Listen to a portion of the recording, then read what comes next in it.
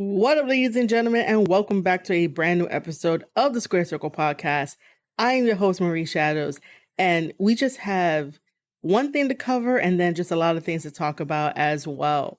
So today on this episode, we are covering AEW Grand Slam that happened yesterday, September 21st, 2022. I know it's been so long since I've talked about an AEW event, actually reviewed an AEW show, because in the past it was really unbearable at times, and I was just wondering where everything was happening, and it seemed like AEW really wasn't trying to fix the flaws that I kept pointing out. But this AEW Dynamite Grand Slam that happened in New York City in Authur Ashe Stadium was actually a nice episode of AEW Dynamite. I know some of you are probably going to be shocked to hear that I use the word nice when describing AEW. But then again, I always wanted AEW to succeed. I always do.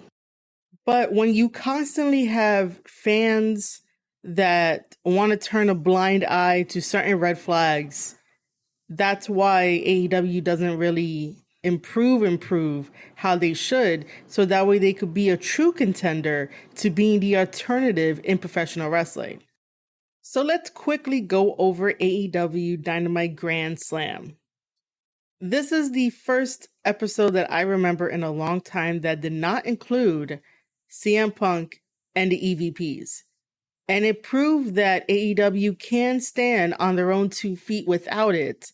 However, if we really look at it from a bigger picture, they can stand on their own 2 feet because they already have the star power. Everyone loves throwing that phrase around, star power.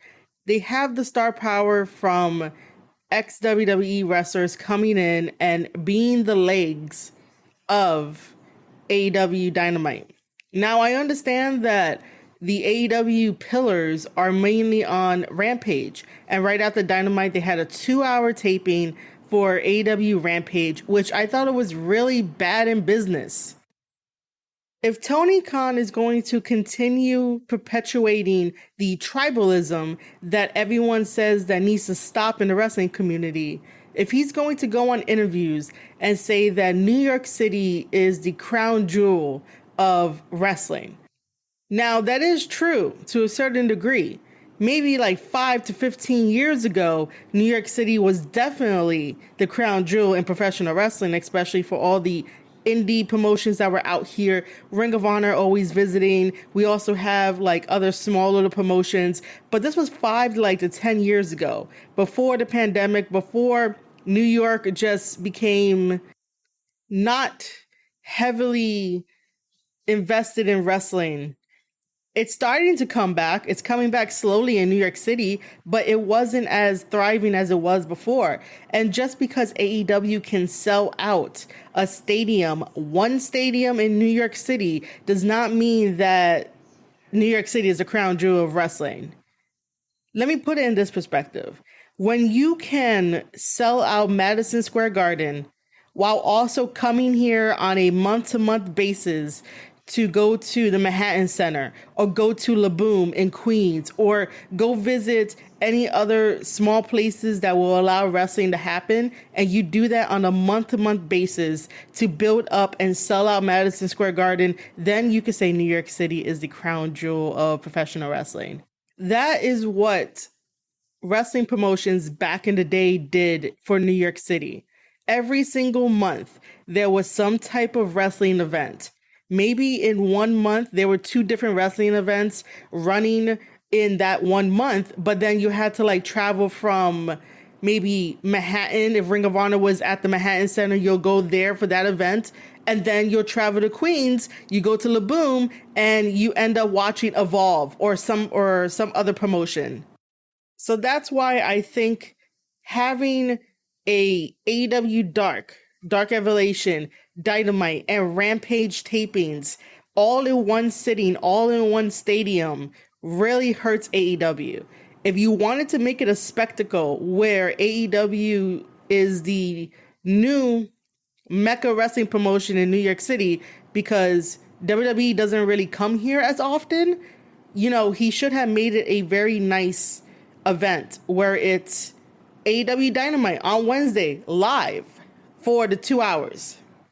Then today, Thursday, have people go over to Laboom in Queens and watch the local talent that we have in New York City, which, by the way, I hope you guys don't forget about Private Party. Private Party are hometown boys in New York City. They would have had a very wonderful time wrestling in Laboom because they wrestled there before. And they could have done Thursday, where it's the local indie talent wrestling at Laboom over in Queens.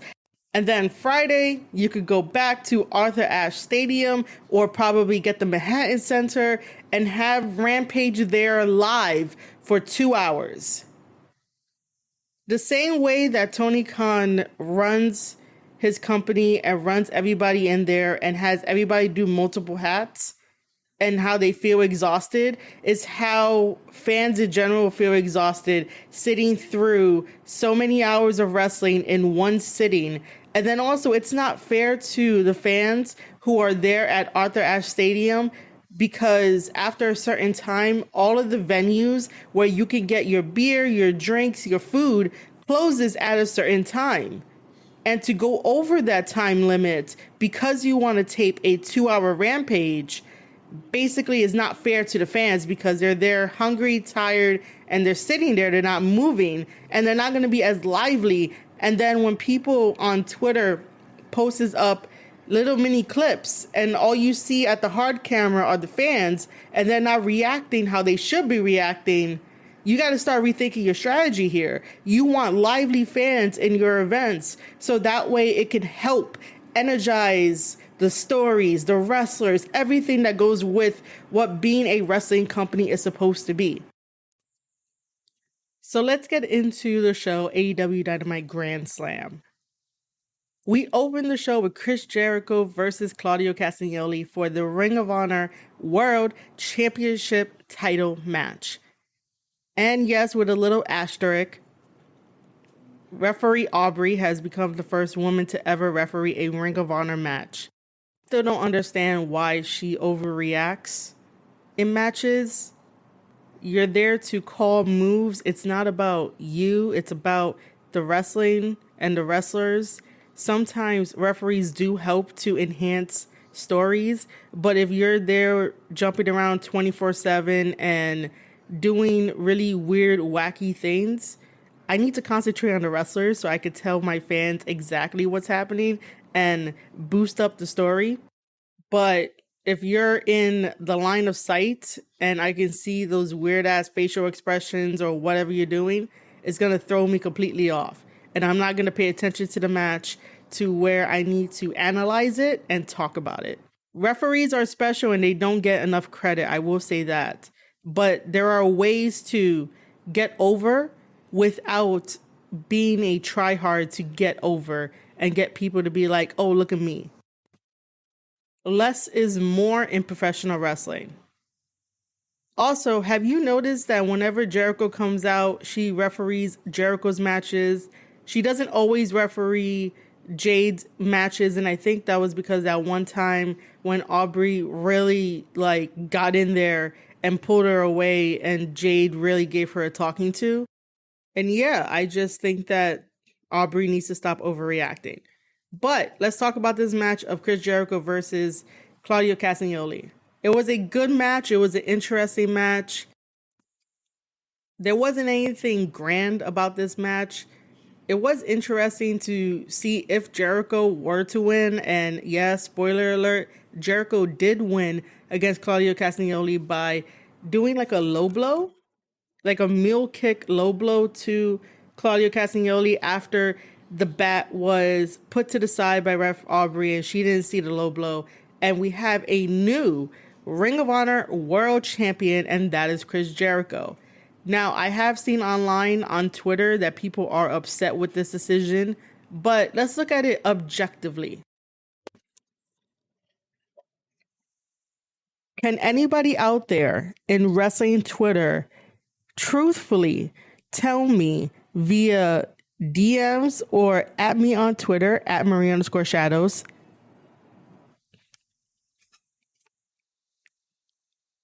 Or email me at squarecirclepodcast@outlook.com. Or leave me a voice message on anchor.fm/squarecirclepodcast. Or leave a comment on marieshadows.substack.com when I ask this question.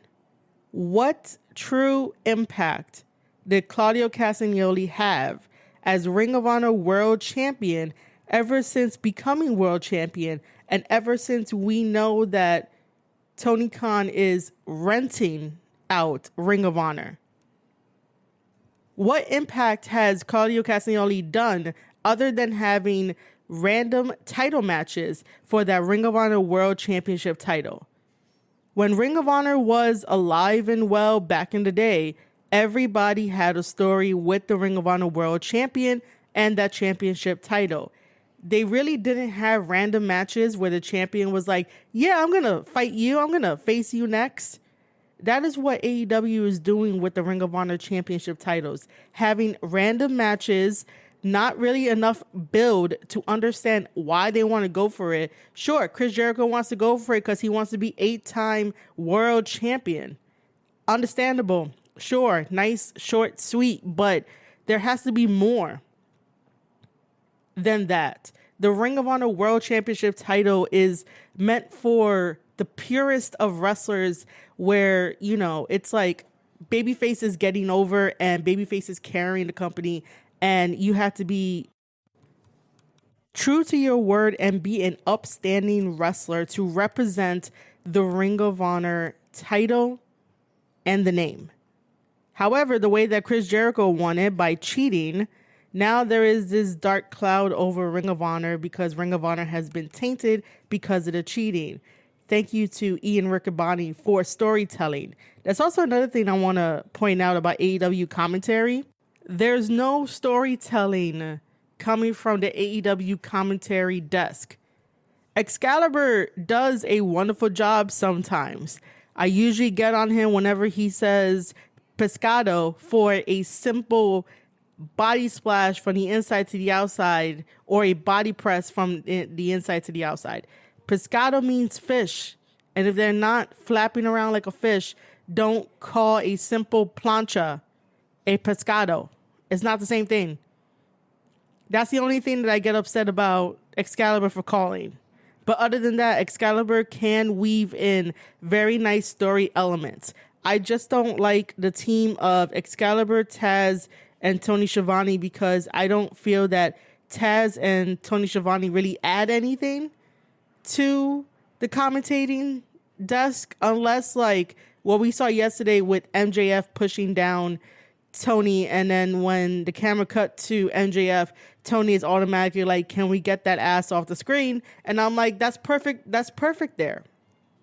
That's very perfect to have that comment right there and then. But for the most part, to have them as a team and then to add a fourth member whenever William Regal goes down to commentate for his boys, it doesn't help at all. There's way too many voices. There's way too many spots that they're missing to tell this story. And I'm probably going to get into it with the other matches. But I just want to bring that up, that the AEW commentating team don't really tell stories.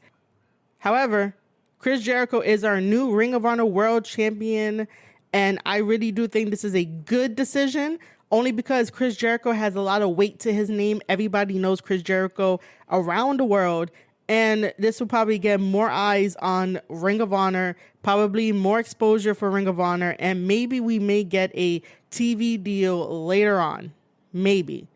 Hopefully this is going to be a good run, because when Jericho was AEW champion, it was okay. When Jericho was doing his own thing with the Inner Circle and now the Appreciation Society, I'm just like, Jericho, I've seen enough of you. No disrespect, but I've seen enough of Jericho. But maybe this time it'll be okay. I am very hopeful.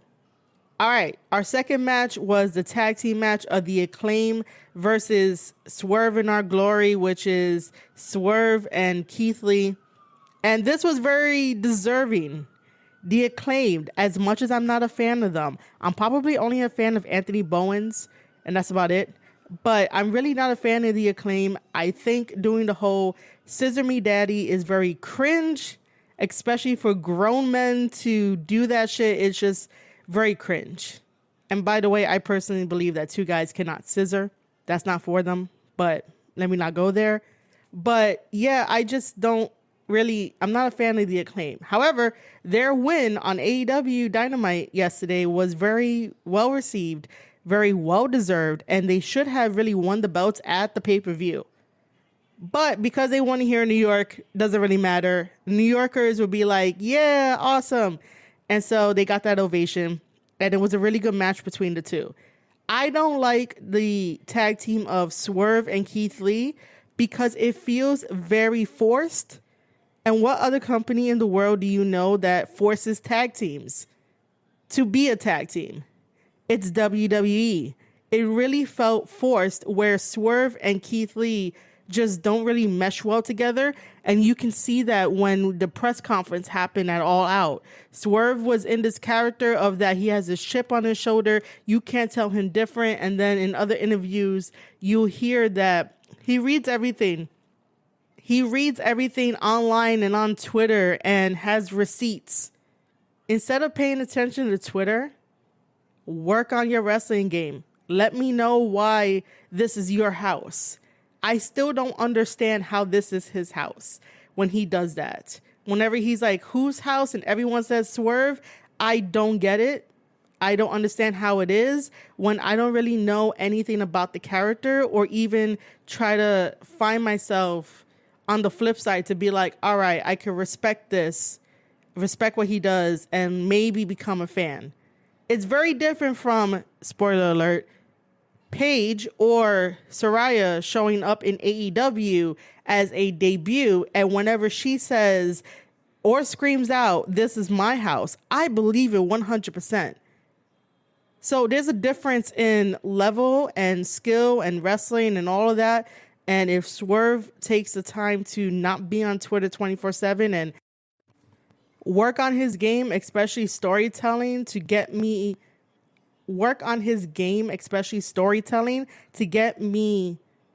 emotionally involved in what he does, then it'll be better. But I just don't see it. And then Keith Lee, I just don't really gravitate towards him either. Like, those two are just not connecting with me. And that's okay. This is all of my opinion. If you get upset at my opinion, then that's on you. And I could totally understand why you'll get upset, and I may get heat for this, or I may not get heat for this. But at the end of the day, it's my opinion, and you never know. Maybe in a 6 months' time, I may change and be like, Swerve is good, Keith is good, so I am on the bandwagon of let me support them. But at the moment, I really do think that The Acclaimed as a tag team is so over that even though I do not like them, I only like Anthony Bowens, that I do not generally like them, I can still respect the tag team. I can still respect the hustle and the grind that they do. Swerve and Our Glory was just put together because they were a team on the indies, so they want to capture that again in front of the AEW fans, and it just really wasn't working, especially during that press conference when, by the way, wrestling journalists, you're not supposed to ask questions about, did you ever think about calling an audible during that match because of how the crowd popped? Now, it's one thing to try to phrase your question about, did the former champs ever feel like they may have been one up by The Acclaim? I probably could have phrased the question better, but you get the idea. You don't want to say questions like that because that's very disrespectful to the former champs or to any champ. You don't ever want to be like, hey, do you think it was right to maybe have called an audible during the match just because your favorite tag team or your favorite wrestler didn't win? Like, how can you, like, say it with your chest next time instead of trying to use the insider wrestling terms for when wrestlers are planning their matches and planning what's going to happen. Like, next time, say it with your chest and be like, my favorite tag team lost. Did you ever think about calling this?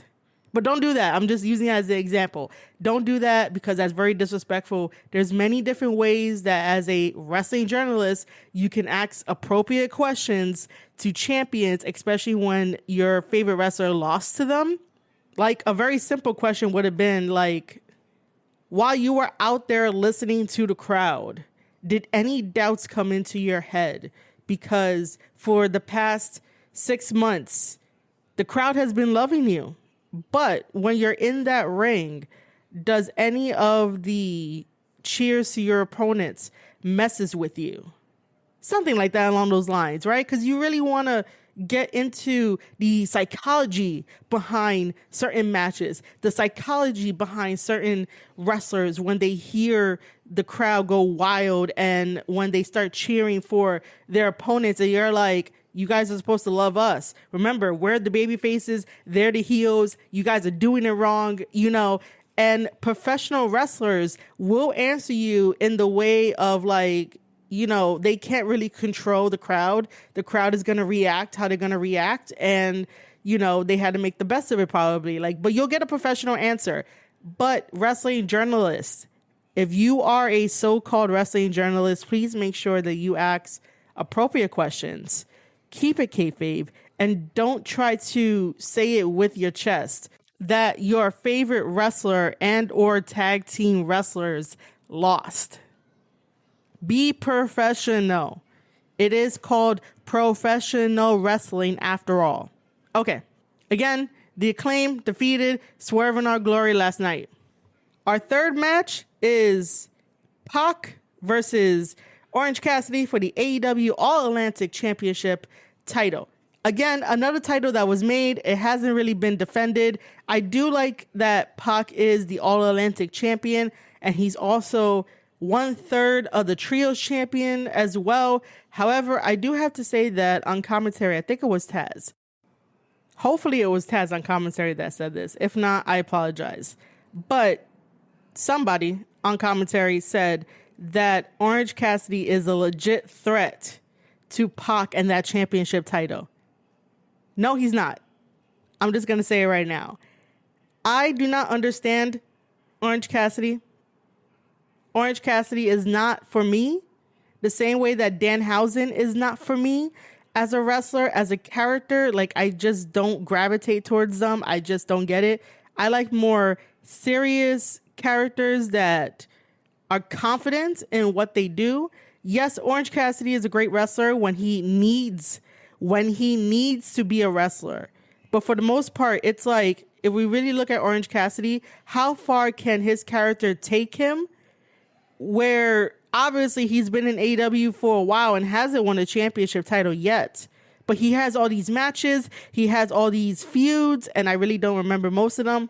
But again, how much further can Orange Cassidy go with this gimmick?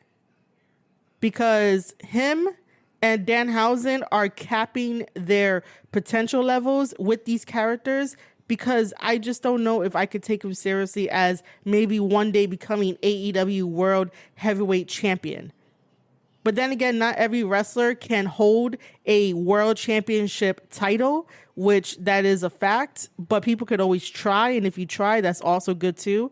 But for Orange Cassidy, if he would have won the All-Atlantic Championship title, what were they going to do? Orange Cassidy barely does anything on AEW that I remember.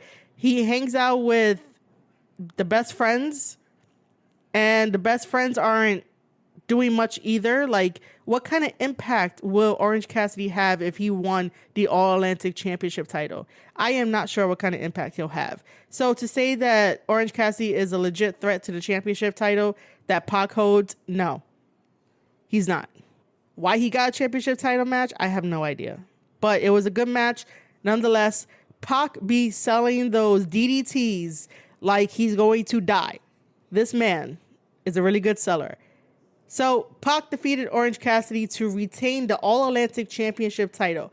Now, who should Pac face next? I don't know, because AEW seems to have all these stars, and I really don't know who can match Pac's intensity and throw Pac off his game. You know, honestly, if anyone could throw Pac off his game, it would have been Orange Cassidy. But again, I just don't feel that he's a legit threat to a championship title in general. Our next match was the Fatal 4-Way for the Women's Interim AEW World's Championship title match. I know I fucked that up. It's the AEW Women's World Championship match, the interim championship match. We are waiting for Thunder Rosa to come back healthy. Toni Storm is our interim world champion for women. And we have Serena Deeb, Britt Baker, and Athena. We got to talk about something here about women's wrestling for a little bit, because I'm starting to notice that obviously in AEW, we know that AEW has a booking problem, a utilization problem with the women's division. Just because you have top tier names come into a promotion, it does not mean the promotion automatically gets star power. We never hear this debate when it comes to women signing with Impact Wrestling. I've never seen a post from someone being like, oh, they just got Deonna Purrazzo and that's like star power. Woohoo! Impact is going to get star power. I hear it all the time with AEW. When women sign on to AEW and become all elite, they're like, oh my God, star power. Yes, it's going to be a game changer. Nothing has fucking happened ever since those game changers signed on. And now that we have Saraya or Paige in the mix, please, someone tell me how that is star power when she hasn't been able to wrestle ever since that scary injury at the house show from Sasha Banks. We haven't seen any videos of her trying to get back into the ring, going to the doctor to be like, hey, let's check out this neck, bringing us along for a recovery journey. So that way, if she does ever make a debut, which she did yesterday, but I'm saying in general, a debut anywhere, that she's healthy. That she brought you along for the journey, but she hasn't done that. She has been on Twitch playing Dead by Daylight with other people, and she has been supporting her man and his music. And, that's all that I know. There's nothing really different about it. She's definitely relaxing, making sure that her neck is fine and stuff. But again, she hasn't wrestled ever since getting injured. So to use the phrase star power does not make AEW have a better women's division, because their women right now don't really train. Their women right now want to do cool things to get over, because the men are obviously more over. But let's talk about women's wrestling for a moment. And I've noticed this when I went to the indie show on Saturday that was Titan Championship Wrestling and Goddesses of War. Now, you guys know me. I have to preface this by saying that I want women's wrestling to succeed. I want women's wrestling to really succeed and be its own thing, and it can be its own thing. What I really want to talk about are two things: cosplaying for your gear and character development. And there's probably something else too, but I don't know what to categorize it as. But let's talk about cosplaying for a second.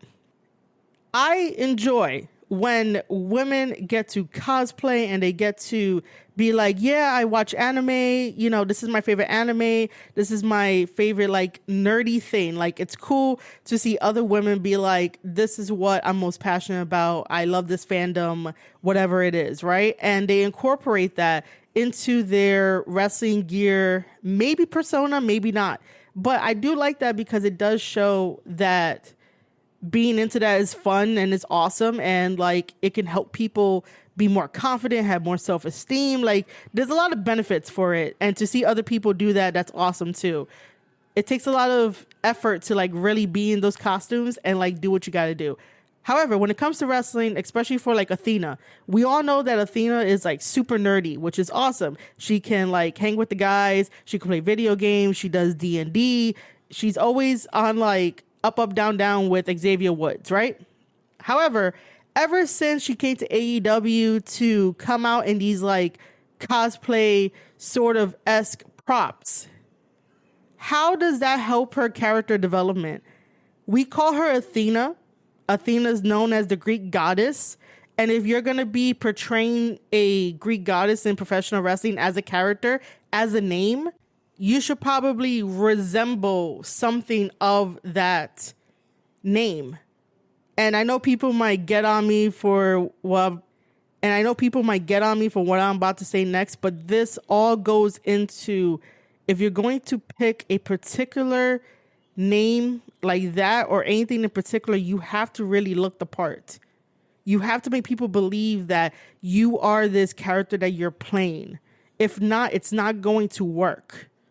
So when we think of Athena, the Greek goddess, you're going to have at least a body like a Greek goddess. So when we think about in wrestling, Mandy Rose, the way that she works on her body, she could definitely pass off if she wanted to be named Athena.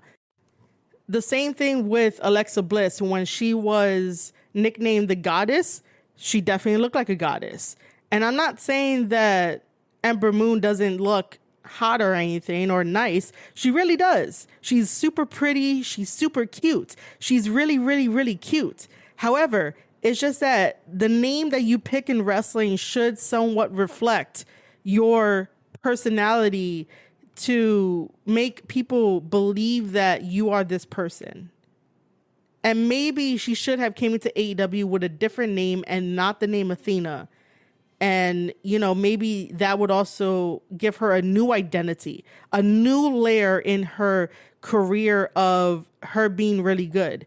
Now, when she comes out in cosplay, it's great.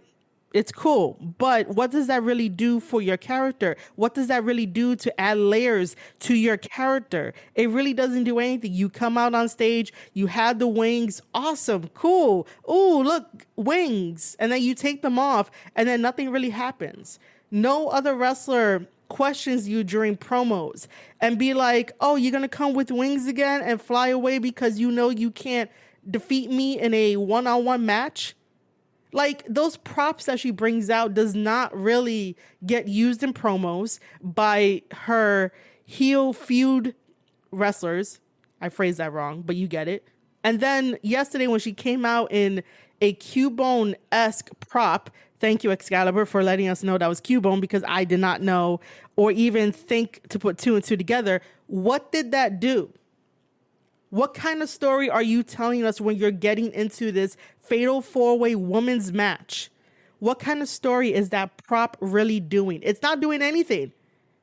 It's just there because you have a nerdy side, which is awesome, but that nerdy side doesn't progress your story and have people be like, yeah, I'm a fan of Athena because she incorporates Pokemon and I love Pokemon and I love Cubone. Like, imagine if she really did incorporate an attack from Cubone in the match. Then it makes sense. And then, during a promo, she could have explained to the fans that sometimes I channel my fandom into my wrestling and my art because it is an extension of me. And it's just supposed to push your story and what you're trying to get out there.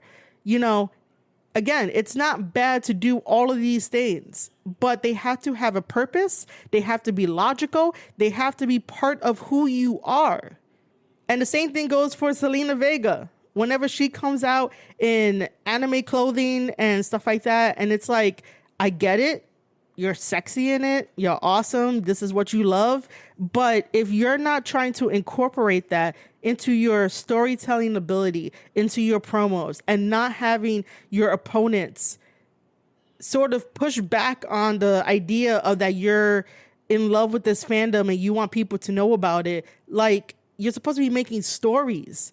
And yes, in professional wrestling, you can dress up and be whoever you want, but make sure that you believe it enough to where the fans believe it. And that's how you grow your stock. That's how you get over. That's how you sell those tickets. That's how you sell that merch. If you believe every single word that you say about your character, your story, your gear, the fans will return to you tenfold. So, for example, when I was interviewing Jared Diaz, Bodega Boy, he explained that his whole entire gear represents New York City, represents the New York Yankees, and in every single other state that has a baseball team, they all hate us. They all hate the New York Yankees. So why not play off that? And that's why he wears his gear the way he does. And then also to have the Arizonas in like every single one of his matches because he just loves that drink. And that's more part of being a New Yorker.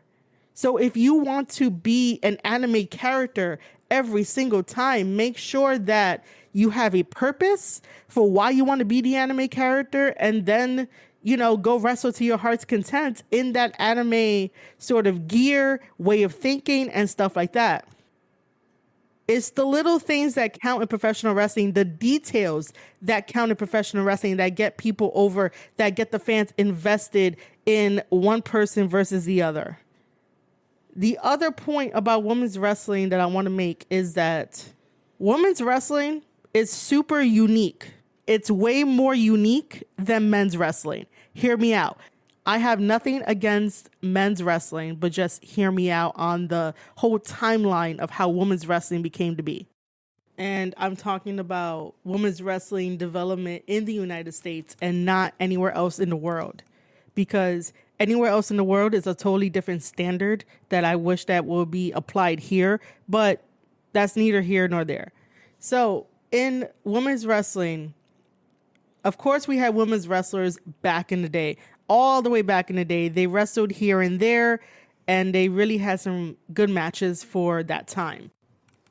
And then just having women be involved in wrestling during the WWF era, it was basically like valets and managers. Not everyone wrestled, and when they did wrestle, it was the very slappy slap, very woman-like matches where it's not as serious as the men. And most of the time we were definitely treated to a lot of bra and panties matches and just a lot of ridiculous shit that happened in the past. Now, fast forward, the women wrestlers are definitely being taken seriously, depending on who you talk to, because some people are still like, oh, they're bathroom breaks. And it's like, no, they're not bathroom breaks. Women's wrestling today has definitely evolved into something awesome, and I just wanted to improve. So here is a suggestion that I think that can work. When it comes to on the indies, because in WWE, it's already formatted a specific way for what the women's wrestling is supposed to look like, feel like, and how it's supposed to be portrayed on TV. But if you're still in the indies, this might help you out, to whoever listens to this podcast. So when you have a women's match, you can have it to be anything you want. You can take aspects from the Divas era. You could take aspects from when Moolah and Mae Young were running the scene back in the day with those girls. You can basically have your match the way that Alundra Blaze would have her match. There's so much inspiration for you guys to draw from, and it doesn't always have to be the same old collar and elbow chain wrestling match between two women.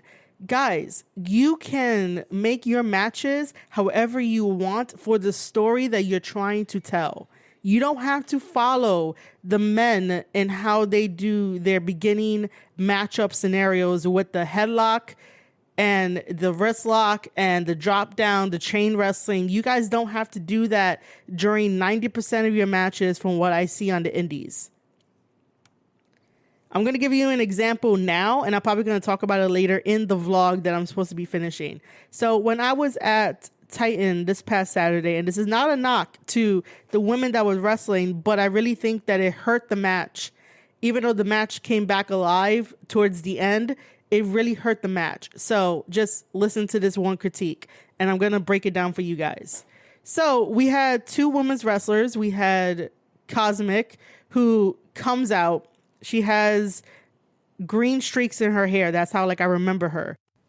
So she comes out to a loud reception.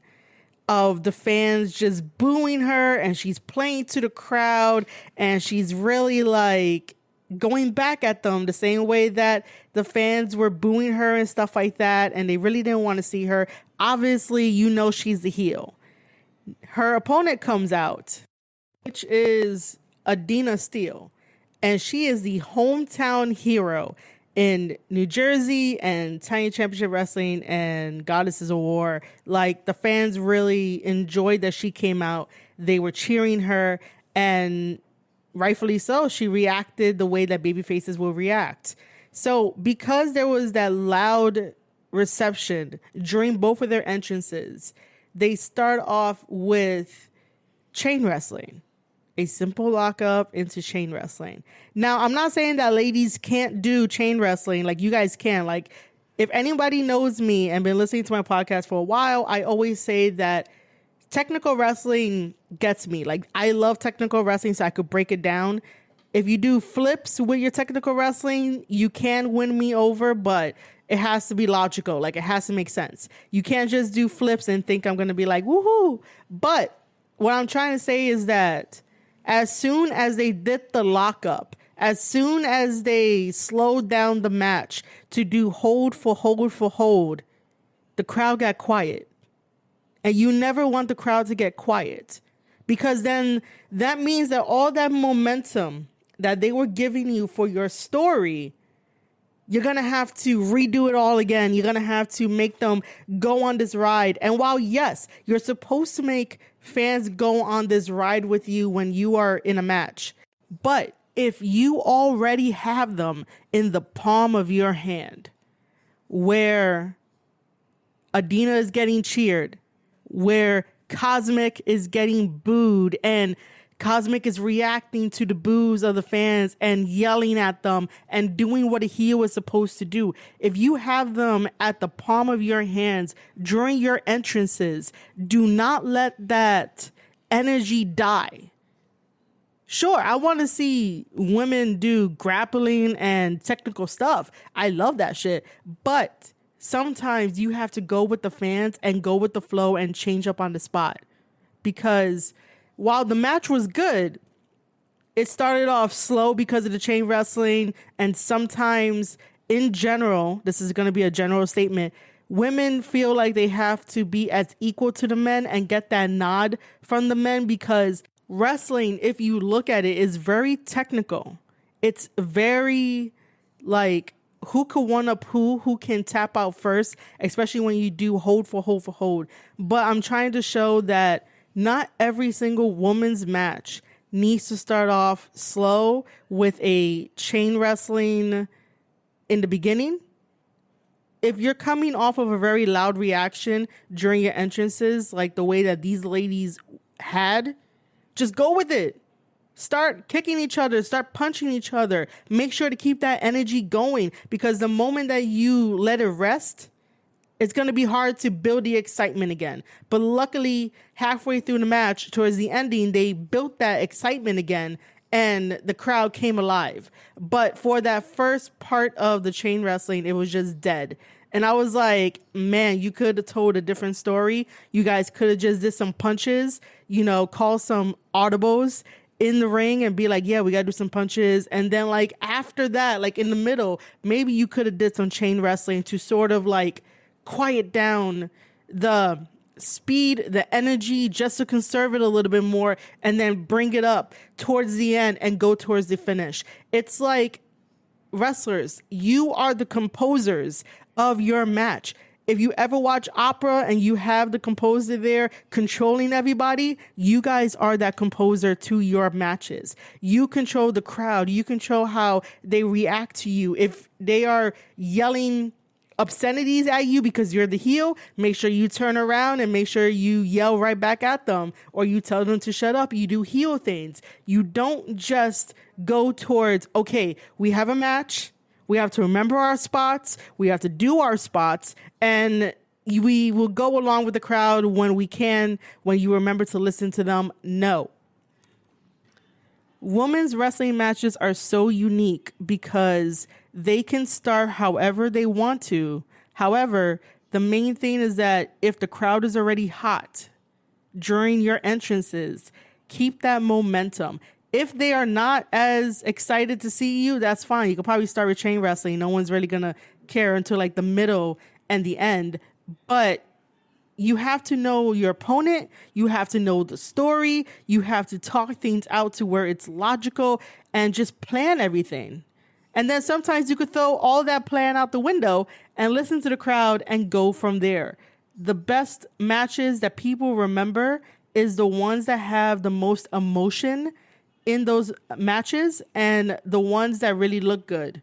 You could botch maybe 100 times, but people will be like, hey, I remember it because of this one moment, this one emotional moment that resonated with me. And that's why that person considers it a good match.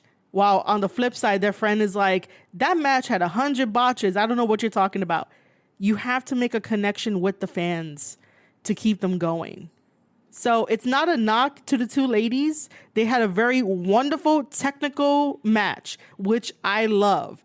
But I just felt that it worked against them to start out very slow, methodical chain wrestling when the fans in attendance were a lot of kids, teenagers, and adults. And the kids and teenagers were very loud and boisterous and very demanding. And so when you start off with chain wrestling, nobody wants to really see that, especially when children and teenagers have a lot of energy. If they're giving you that energy, make sure that you return it. And then in the middle, you could do chain wrestling. And then at the end, you could take it home however you want to. So as a little tidbit, you can have your match however you want to have your match. It does not have to follow what the men are doing. And you don't always need that nod from the men wrestlers. Because if you went through the same grueling grind and training as the men, and you take it as seriously as the men, I promise you that 9 out of 10 already respect the hell out of you. And they give you way more respect than like anybody else. So there's no need to try to prove yourself to be better than the men or just better. You could prove it to yourself about being the best women's wrestler out there. That's totally fine. But the moment that you stop worrying about what others think, the better wrestler you'll become.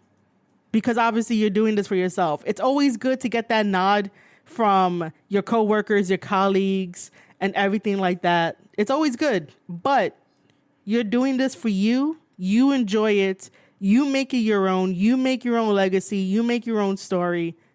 Because sometimes, in my experience, when you hang around the wrong type of people in wrestling, they don't necessarily help you to your full potential because you're getting bigger than them. So I would just say that maybe this will help. Maybe not. I don't know, but I'm going to leave it out there because again, it's my opinion, it's my observation, and that is how I would book women's wrestling matches, by telling them, yeah, you go out there, you be the best wrestler that you could be for the night, but also pay attention to the crowd. The crowd is the most important thing because when they get treated good, they'll come back next month and they'll start cheering you, and then they'll start buying your merch. They'll start supporting you. So that was my take on that match and how to improve it and just women's wrestling in general. Because I really want women's wrestling to be whatever it wants to be because it's in a unique category that's not men's wrestling. I've watched men's wrestling for years. I've also watched women's wrestling as well. But women's wrestling as it stands is very unique and has a unique set of legs. And it's definitely in good hands, okay? It's in good hands. So going back to that Fatal 4-Way women's match, Athena also broke Britt Baker's face because Athena thought she can do that double power throw the same way that AJ Francis from Hit Row did the same thing. But it's like, Athena, you're also short. You know, you're probably short like me because I'm short. And picking up two grown women who are like 6 feet tall does not work. And as we saw, Britt Baker, again, broke her nose. It was okay to attempt it, but you can't really do that with like size difference. It looks mad weird. And that's how people get hurt. Other than that, Toni Storm picks up the victory and she retains the interim AEW Women's World Championship. And now we come to the main event of AEW Dynamite Grand Slam, which was Jon Moxley versus Bryan Danielson for the AEW World Championship title. For those that do not know, during the All Out pay-per-view, we had the media scrum and CM Punk went off the rails and ranted, and a backstage altercation happened. Depending on who you believe, don't believe what you hear or read until the actual people come forward and say what the truth is, because wrestling journalists get like third-hand sources and news and just has one side and will push a one-side narrative rather than being objective about what happened. So again, all drama. Anyway, CM Punk is suspended and was stripped of the AEW World Championship title. So were the EVPs of the Elite and Kenny Omega. They were stripped as well and also suspended. So we had a mini tournament. Our finals came to Jon Moxley versus Bryan Danielson, 2 members from the Blackpool Combat Club, if I can remember the actual name. I did not want this. I really didn't. Like, why does Jon Moxley have to be in the forefront of AEW, and why does Bryan Danielson like have to be there too? Like, it's just, I want more AEW wrestlers to get a spotlight than ex-WWE guys. And yes, people might get on me and say that Jon Moxley is not really ex-WWE. Well, yes, he is. Just because he goes around, does death matches for GCW every single chance he gets is not like anything special. He's not a GCW guy. He's just there because of his name and he has friends.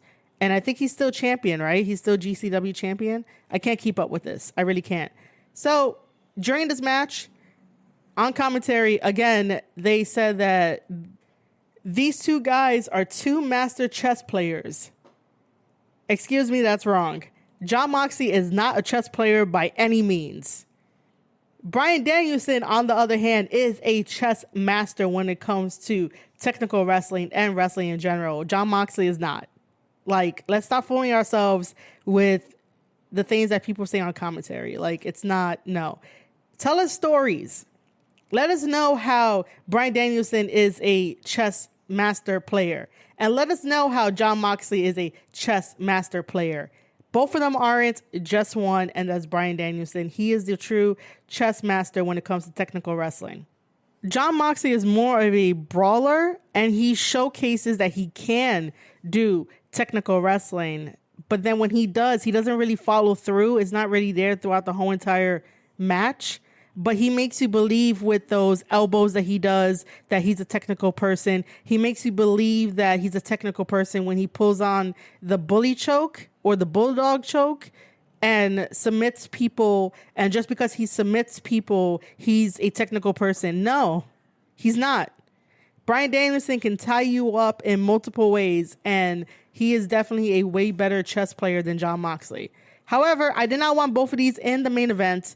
And I'll just say it right now that Jon Moxley defeated Bryan Danielson to become the first ever 3-time AEW champion. Why couldn't they give it to Bryan Danielson, even though I didn't want that pick either? So that way Jon Moxley can go on his vacation. But then again, MJF just came back and won the Casino Battle Royale. So he has that chip to cash in.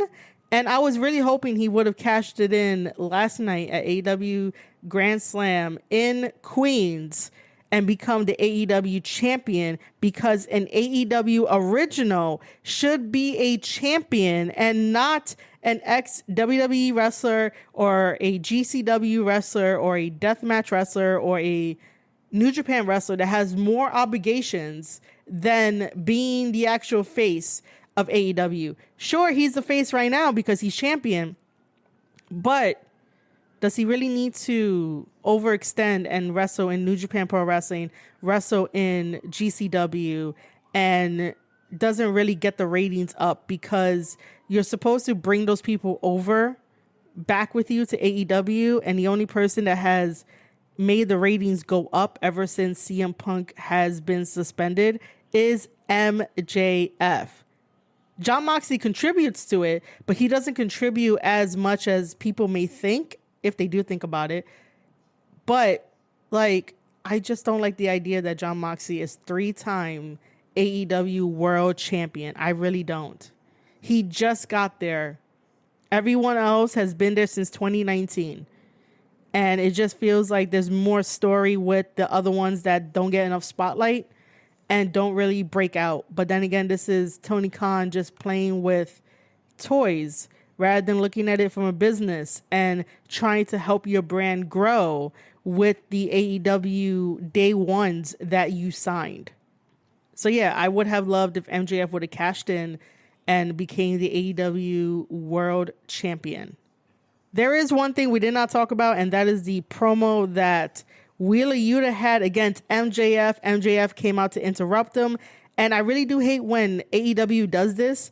AEW needs to stop having their heels come out and interrupt the baby faces. How are we supposed to love the baby faces and cheer them on and get them over if the heels keep doing things that we remember? We remember what the heels do most, other than what the baby faces do, and that's really bad. You're burying the baby faces. This is a perfect example of how you buried Wheeler Yuta by having MJF go out there. MJF, when it comes to his promo skills, he's above everyone else in AEW, unless you put him against like Christian or like somebody that's a veteran. But MJF's promo skills are way better than Wheeler Yuta's. And then Wheeler Yuta coming out talking about his fiance and like all this shit. Why do you have to do that? You as a babyface are not supposed to be talking about that. You as a babyface should have focused on that one line that you said that really had an impact, and said that, well, you decided to leave the company because you wanted to be a greedy bastard while I was here working my ass off. Wheeler Yuta could have said that as a babyface and try to get himself over and try to get the crowd to be like, yeah, Wheeler Yuta is a pillar of AEW now. I'm just making that up. I'm not really sure if I should include that. But, you know, the idea of that Wheeler Yuta is actually carrying AEW on his back while MJF wanted to be greedy and asked for more money, and that's how he came back, because through greed. You use things against the heel to get yourself over, so that way you could be the babyface and people can cheer you and be like, yeah, Wheeler Yuta is right. MJF only came back from the money. Boo, MJF. Like, as much as Tony Khan loves to stir the pot, continue with tribalism, and do supposed wrestling, he doesn't understand storytelling 101. Like, he really doesn't. In this whole entire podcast, I came up with like story elements of simple things that wrestlers can do to get themselves over.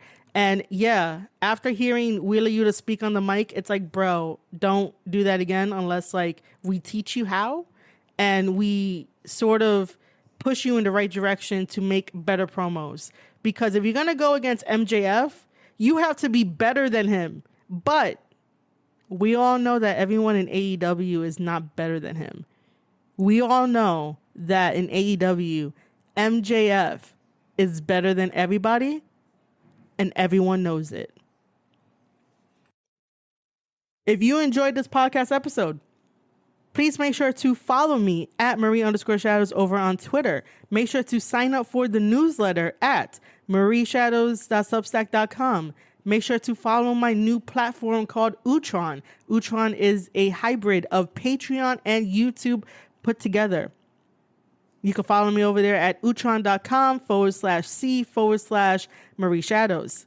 Make sure to follow me at anchor.fm/Square Circle Podcast so you never miss a new episode, whether that is in audio format or video format.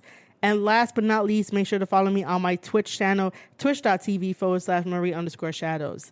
Again, if you enjoyed this episode, thank you for listening. Thank you for telling a friend. Thank you for sharing this. And if you have any opinions, as always, you know where to find me. I'm not that hard to find. All right, ladies and gentlemen, you have been listening to an episode of the Square Circle Podcast. I am your host, Marie Shadows, and I'll see you guys on the next one.